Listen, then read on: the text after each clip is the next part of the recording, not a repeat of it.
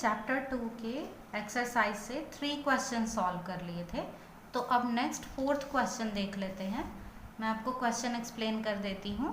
एक spherical conductor है जिसकी रेडियस है 12 सेंटीमीटर और उस पर 1.6 इंटू 10⁻⁻7 कूलम का चार्ज यूनिफॉर्मली डिस्ट्रीब्यूटेड है उसकी सरफेस पर।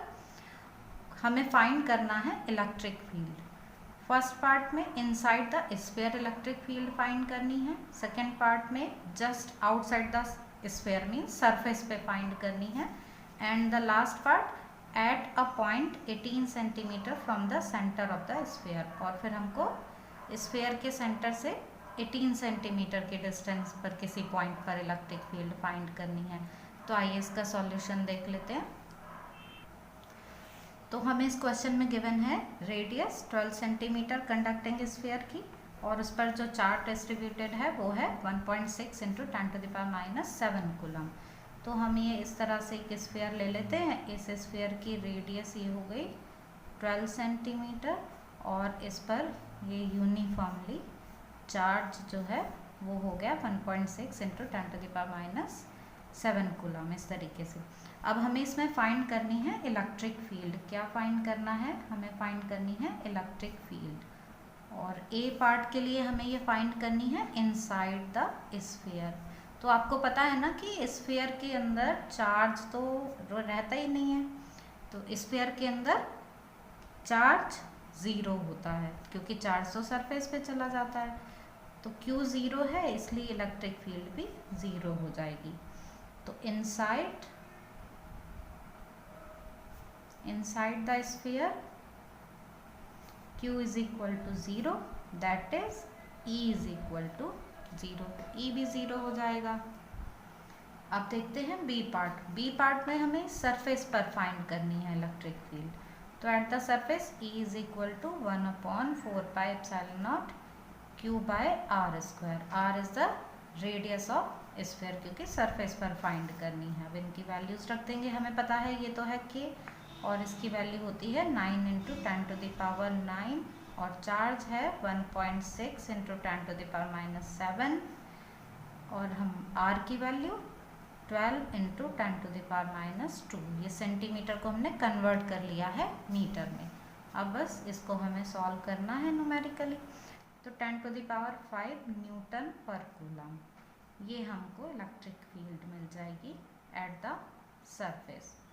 और ये थी इनसाइड द स्फीयर। अब देख लेते हैं इसका सी पार्ट। सी पार्ट के लिए हमें बोला है कि इलेक्ट्रिक फील्ड फाइंड करनी है आउटसाइड द स्फीयर और किसी पॉइंट 18 सेंटीमीटर पर। तो ये है स्फीयर और रेडियस हमें इसकी पता है कि 12 है, लेकिन हमें यहाँ सेंटर से कहीं 18 सेंटीमीटर की डिस्टेंस पर कोई पॉइंट है, वहाँ पर हमें फील्ड फाइंड करनी है। तो E is equal to 1/4πε0 Q by r² कर देंगे, where r is equal to 18 centimetre. अब यहाँ वाले केस में तो क्या था कि जो स्मॉल r है वो कैपिटल R के इक्वल था। यहाँ r की वैल्यू पुट कर देते हैं तो E is equal to 9 into 10⁹ 1.6 ये Q की वैल्यू रख देते हैं -7 अपॉन r²। अब r है 18 सेंटीमीटर, इसको कन्वर्ट कर लेते हैं 18 इंटू 10⁻²। ये मीटर में हमने कन्वर्ट कर लिया।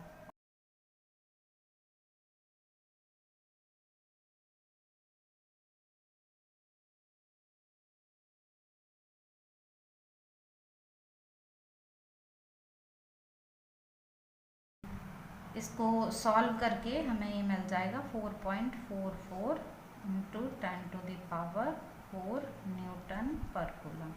तो आप देख रहे हैं ना कि सरफेस पे फील्ड ज़्यादा है और यहाँ उससे कुछ डिस्टेंस पर कम है। तो ये आपने पहले ही पढ़ा है कि जैसे जैसे सेंटर से दूर जाते हैं तो फील्ड डिक्रीज होती चली जाती है। सबसे ज़्यादा होती है सरफेस पर और इनसाइड 0 होती है। अब देख लेते हैं क्वेश्चन नंबर 5। ठीक है, तो मैं आपको क्वेश्चन एक्सप्लेन कर देती हूँ। A parallel plate capacitor with air between the plates has capacitance 8 picofarad. Parallel plate capacitor का कैपेसिटेंस है 8 पिकोफैरड और उसमें कोई डाइलेक्ट्रिक मीडियम अलग से नहीं है, एयर है. What will be the capacitance if the distance between the plates is reduced by half and space between them is filled with substance of dielectric constant 6. अब प्लेट को एक मीडियम से fill कर दिया गया है जिसका डाइलेक्ट्रिक कांस्टेंट है 6. साथ ही साथ क्या किया गया है, प्लेट के बीच की जो डिस्टेंस है ना उसको भी हाफ कर दिया गया है. तो अब आपको बताना है कि डिस्टेंस को हाफ करने से और डाइलेक्ट्रिक फिल कर देने से क्या इफेक्ट पड़ेगा कैपेसिटेंस पे. अब हमें ये तो पता है कि डाइलेक्ट्रिक कांस्टेंट से तो इंक्रीज ही होता है कैपेसिटेंस. तो एक बार हम इसको देख लेते हैं. ये तो बहुत छोटा सा क्वेश्चन है तो इसको मैं आपको सॉल्यूशन से ही समझा देती हूँ. देखिए हमको ये गिवन है कि इनिशियली जो कैपेसिटेंस है वो 8 पिकोफैरड है और क्या फॉर्मूला है कैपेसिटेंस के लिए, A epsilon not by D, where A is area of the plate, epsilon not is permittivity of the free space and D is distance between the plates. कि अगर इस तरह से हमारे पास ऐसे ये कोई कैपेसिटर है कि हम ऐसे ये प्लेट्स की फॉर्म में ले रहे हैं तो एरिया हो जाएगा ये तो प्लेट का और ये डिस्टेंस हो जाएगी D. और यहाँ पर जो मीडियम होगा वो एप्सिलॉन नॉट है, मीन्स अभी यहाँ एयर है. तो C not is equal to A epsilon not by D है. पर अब ये बोला है कि यहाँ पर एक डाइलेक्ट्रिक फिल कर दिया गया और डाइलेक्ट्रिक फिल किया गया है तो उसका कैपेसिटेंस चेंज हो जाएगा, साथ ही साथ ये डिस्टेंस भी हाफ कर दी गई है. तो हम ये मान लेते हैं कि अब जो नया कैपेसिटेंस है वो C is equal to A epsilon by D dash हो जाएगा. एप्सिलॉन क्यों लिया, क्योंकि अब ये मीडियम की परमिटिविटी आ गई है. हमें पता है कि जो एप्सिलॉन है वो K एप्सिलॉन नॉट के इक्वल होता है तो वो हमने K एप्सिलॉन नॉट पुट कर दिया. D डैश हमको बोला गया है कि हाफ है पहले वाले डिस्टेंस का तो D dash is equal to D by 2 है. और डाइलेक्ट्रिक कांस्टेंट की वैल्यू गिवन है 6. ये माइका के लिए होती है ना. तो अब बस इनमें हम जब वैल्यूज़ रख देते हैं कि यहाँ पर ये K तो हमने बाहर लिख लिया, D डैश को हमने D बाय 2 लिख लिया है तो हमें ब्रैकेट में ये A epsilon not by D मिल जाता है इंटू 2K के साथ. ये हमारे क्या है, इनिशियल कैपेसिटेंस है, मीन्स ये C नॉट है. तो अब बस हमें C नॉट की वैल्यू पुट करनी है और K की वैल्यू पुट करनी है. K 6 गिवन है, C नॉट हमें स्टार्टिंग में ही दिया हुआ था 8 पिकोफैरड, इसको हमने फैरड में कन्वर्ट कर लिया है और इसको मल्टीप्लाई कर लेते हैं तो हमें मिल जाता है 96 पिकोफैरड. आई होप कि आपको ये समझ में आ गया होगा कि फॉर्मूला होता है A epsilon not upon D. अब यहाँ पर ये भी चेंज कर दिया, एप्सिलॉन कर दिया और D को D बाय 2 कर दिया है तो एप्सिलॉन हो जाता है K एप्सिलॉन नॉट, ऐसे पुट कर दिया हमने, D डैश को D बाय 2 तो बस ये C नॉट की टर्म में आ गया ये फॉर्मूला. C नॉट की वैल्यू रख दी और K की वैल्यू तो 96 पिकोफैरड मिल गया है. तो अब नेक्स्ट क्वेश्चन देख लेते हैं, क्वेश्चन नंबर 6. क्वेश्चन नंबर 6 बच्चों आपको काफ़ी इजी लग सकता है, थोड़ा फेमिलियर सा भी लग सकता है क्योंकि आपने 10th में जो रेजिस्टेंस के क्वेश्चंस किए थे ना उसी तरीके का ही है. बस यहाँ पर कैपेसिटेंस के लिए इक्विवेलेंट फाइंड करना है हमको, जहाँ हम वहाँ पे रेजिस्टेंस के लिए फाइंड करते थे. 3 capacitors each of capacitance 9 picofarad are connected in series. अब यहाँ पर ये ध्यान रखिएगा कि तीनों कैपेसिटर आइडेंटिकल हैं, 9 पिकोफैरड कैपेसिटेंस के हैं. ठीक है, सीरीज में कनेक्ट कर दिया गया इन्हें. अब क्या कैलकुलेट करना है हमें, what is the total capacitance of the combination. तो वही हमें C इक्विवेलेंट फाइंड करना है. ठीक, क्या है बी पार्ट देख लेते हैं. What is the potential difference across each capacitor if the combination is connected to 120 volt supply. अब इन तीनों कैपेसिटर को 120 वोल्ट सप्लाई से कनेक्ट कर दिया गया है तो हमें हर एक के लिए पोटेंशियल डिफरेंस बताना है. तो अब इसका सॉल्यूशन देख लेते हैं. तो बच्चों क्वेश्चन नंबर 6 में क्या गिवन है हमें, इस तरह से 3 कैपेसिटर्स हैं जो सीरीज में कनेक्टेड हैं और आइडेंटिकल हैं. ये 9 पिकोफैरड 9 पिकोफैरड 9 पिकोफैरड के हैं ये सब. तो फर्स्ट पार्ट में बच्चों हमें फाइंड करना है 1/c इक्विवेलेंट, और हमें पता है कि सीरीज़ के लिए हम रेसिप्रोकल वाला फॉर्मूला लेते हैं। तो इस तरह से हम इसमें वैल्यू रख के ये 1/9 + 1/9 + 1/9 इज इक्वल टू 3/9। तो c इक्विवेलेंट हमें मिल जाता है इससे 9/3 इज इक्वल टू 3 पिकोफैरड। तो ये c इक्विवेलेंट आ गया। अब बच्चों हमें सेकेंड पार्ट में बोला है कि आपको हर एक के थ्रू पोटेंशियल ड्रॉप फाइंड करना है। यहाँ इसके थ्रू अगर V1 है, इधर V2 है, इधर V3 है, तो हमें वो फाइंड करना है क्योंकि इनके साथ एक बैटरी कनेक्ट कर दी गई है, और ये जो बैटरी है ये है 120 वोल्ट की। तो अब ये 120 वोल्ट जो है इसे ड्रॉप होता चला जाएगा ना इनके थ्रू। तो हमें हर एक के थ्रू बताना है कि कितना पोटेंशियल ड्रॉप हो रहा है। अब ये जो क्वेश्चन है इसमें आप देखिए कि C जो है वो सेम है, और हमें पता है कि चार्ज सेम रहता है। तो अगर Q भी सेम है, C भी सेम है, तो V की वैल्यू भी तो सेम रहनी चाहिए, by Q is equal to CV। तो सीधे सीधे जो पोटेंशियल ड्रॉप है वो इक्वल होगा, मीन्स ये जो 120 वोल्ट है वो इक्वली डिवाइड हो जाएगा। तो इस क्वेश्चन में तो हम ऐसे लिख सकते हैं कि here Q and C are same for each capacitor. अब हर एक के लिए ये सेम है, इसलिए जो पोटेंशियल ड्रॉप है, so potential drop through each capacitor, ये क्या हो जाएगा, पोटेंशियल ड्रॉप हर एक के थ्रू वो आ जाएगा 120 है ना, ये 120/3, 3 कैपेसिटर्स है ना, तो ये आ जाएगा 40 वोल्ट। तो 40 वोल्ट हर एक के थ्रू आ जाएगा। पर ये तो तब के लिए है ना जब ये आइडेंटिकल है, अगर ये आइडेंटिकल नहीं होते तो क्या करते हम, तो उसका भी आपको बता देती हूँ कि अगर आइडेंटिकल नहीं होते हैं तो क्या करना होता है हमें। पहले हम फाइंड करेंगे Q नेट, और Q नेट हम कैसे फाइंड करेंगे, Q is equal to CV का फॉर्मूला लेके, और C इक्विवेलेंट हमारा आया था 3 × 10⁻⁻12, और V की वैल्यू है 120। तो ये हमें मिल गया 12 3 36, 360 × 10⁻12, ये है कूलम में। इसको हमने लिख लिया 360 पिको कूलम, ठीक। Q की वैल्यू हमको 360 पिको कूलम मिल गई। अब जब हमें Q की वैल्यू मिल गई है तो हमें ये पता है कि जो सीरीज कॉम्बिनेशन होता है उसमें Q तो रहता है कांस्टेंट, तो यहाँ पर जो Q है वही यहाँ पर है, वही यहाँ पर है। चेंज क्या होगा, V चेंज होगा अगर C डिफरेंट है। तो इसको मैं नेक्स्ट पेज पे समझा देती हूँ। तो हम इस तरह से लिख लेंगे Q is equal to C1 V1,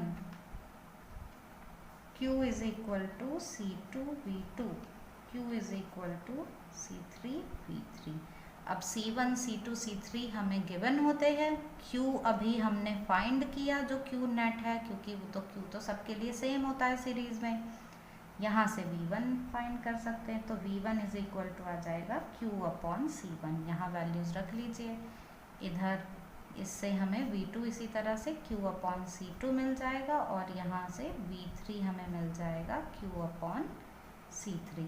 तो आप चेक कर सकते हैं ना कि Q हमारा जो है वो कितना आया था। Q एक बार देख लेते हैं Q की वैल्यू कितनी।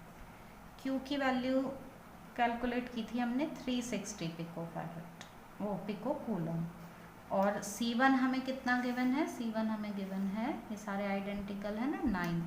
तो ये मिल गया ना हमें यहाँ से 9 4 36, हमें ये 40 वोल्ट मिल गया। ऐसे ही ये सब 40 वोल्ट आ जाएंगे जो हमने पीछे कैलकुलेट किए थे। तो मैंने आपको दोनों तरीके से बता दिया है कि अगर आपको कैपेसिटर्स आइडेंटिकल गिवन हैं सीरीज में, तो आप सीधे सीधे जो पोटेंशियल डिफरेंस हमको दिया हुआ है, बैटरी जितने वोल्ट की कनेक्टेड है उसको नंबर ऑफ कैपेसिटर से डिवाइड कर दीजिए।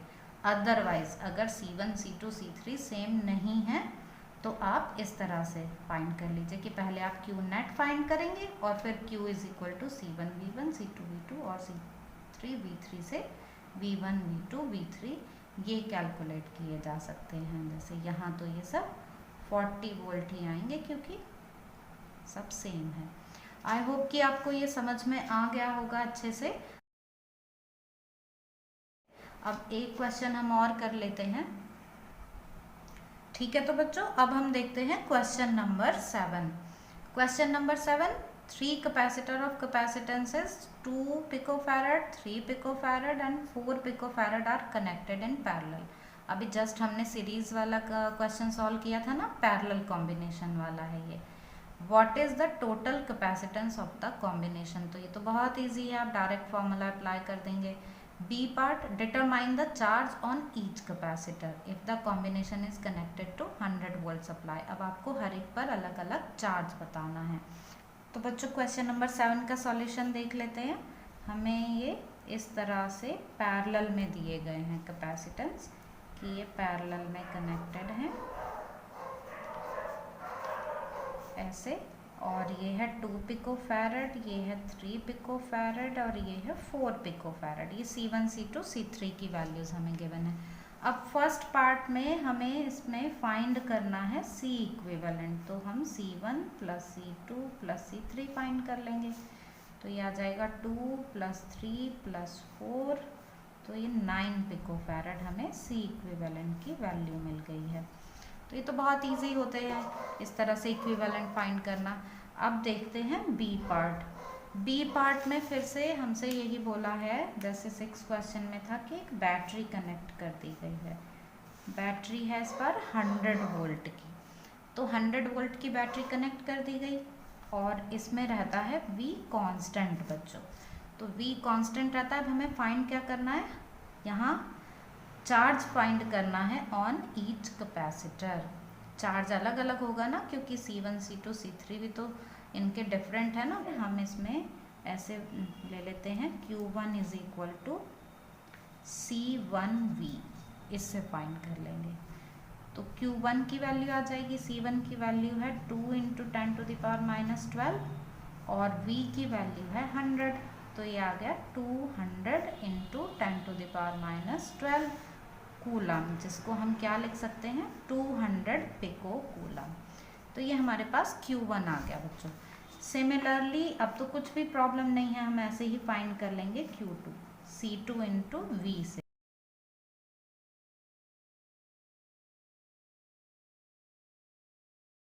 तो ये इस तरह से हम Q1 Q2 Q3, यहाँ मैंने आपको एक सॉल्यूशन जल्दी बता दिया, वैसे मैं आपको प्रॉपर सॉल्यूशन जो है वो भी शो कर दूँगी। तो ये Q1 Q2 Q3 आ गए हैं।